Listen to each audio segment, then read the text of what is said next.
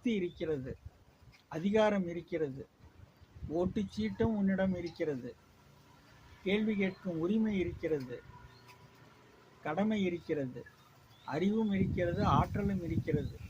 இப்படி எல்லாமும் இருக்கிற நீ ஏன் தகுதி இல்லாதவர்கள் பின்னால் ஓட வேண்டும் என்பதுதான் இப்போதைய கேள்வி.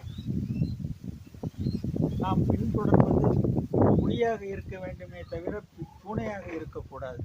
அதே நேரத்தில் பசுந்தோல் போர்த்த புலிகளையும் நாம் அடையாளம் கண்டு கொள்ள வேண்டும். இன்றைக்கு தமிழ்நாட்டின் பிரச்சனைகள் பல இருக்கின்றன, நாம் அனைவருமே அறிவோம்.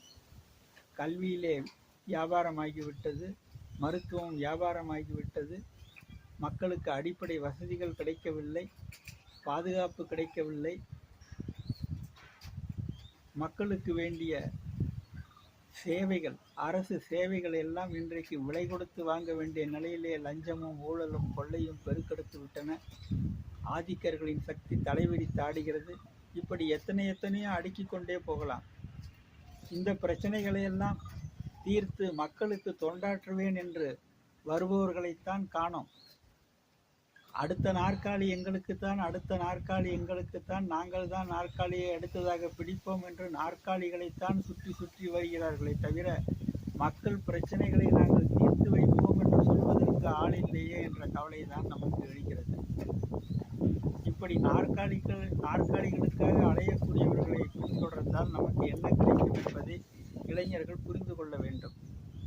நாற்காலிக்கு ஆசைப்படாத நம் தலைவர்கள் எல்லாம் இருந்தார்கள்.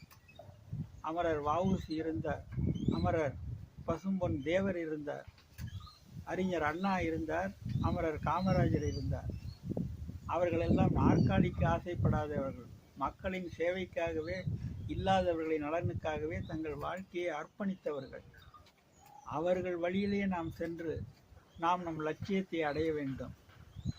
மாறாக இந்த நாற்காலிகளை பிடிக்கும் அந்த ஓட்டப்பந்தயங்கள் எல்லாம் நமக்கு தேவையில்லை. நமக்கு மக்களின் குறைகள் தீர வேண்டும், மக்களுக்கு பாதுகாப்பும் நிம்மதியும் சந்தோஷமும் கிடைக்க வேண்டும். அதற்கான ஒரு இயக்கமாக நம்மை வளர்த்தெடுப்பதற்கு நாம் அணி திரள்வோம், ஒன்று சேர்வோம். நன்றி, வணக்கம்.